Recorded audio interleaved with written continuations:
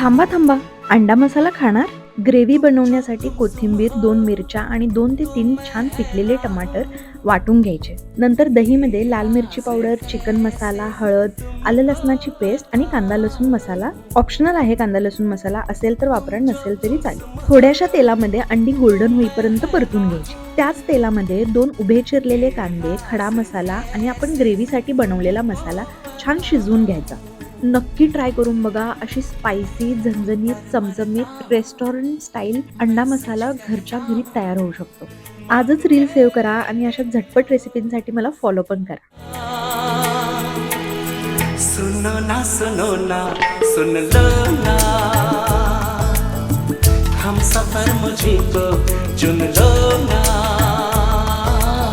सुनो ना सुन लो